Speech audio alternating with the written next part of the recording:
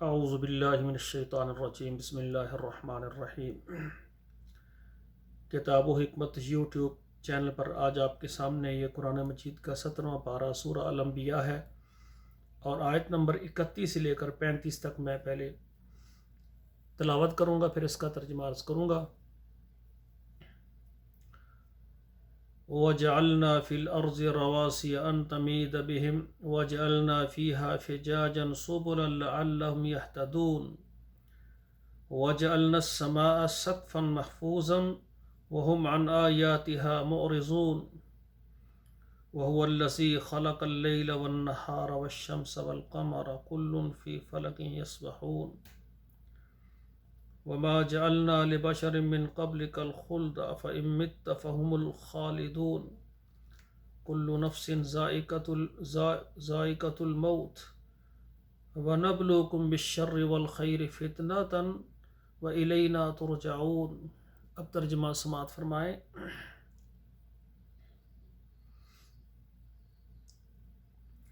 وَجَعَلْنَا فِي الْأَرْضِ رَوَاسِيَ، اور ہم نے بنائے زمین میں پہاڑ، زمین پر بھاری بوجھ رکھ دیا۔ ان تمید بہم، تو زمین ان کو لے کر جھک پڑی۔ پہاڑوں کو رکھنے کا مقصد یہ ہے کہ زمین حرکت نہ کرے۔ جب پہاڑ نہیں تھے زمین پر تو زمین جنبش میں آتی تھی، حرکت کرتی تھی۔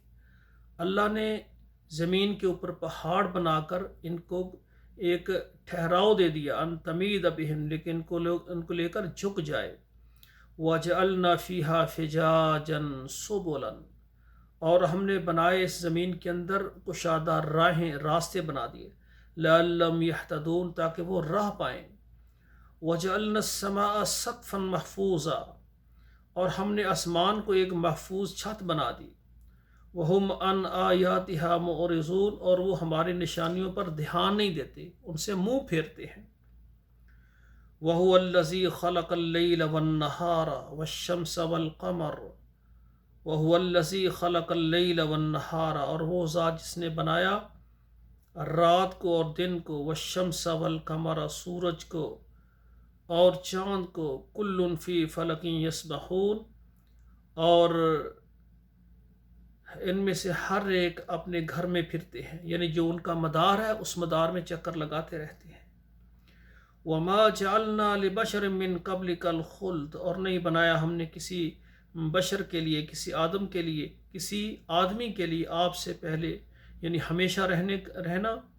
أَفَإِن مِّتَّ فَهُمُ الْخَالِدُونَ، پھر اگر آپ مر جائیں گے تو یہ کون سا پھر رہ جائیں گے، ان کو بھی تو موت آئے گی۔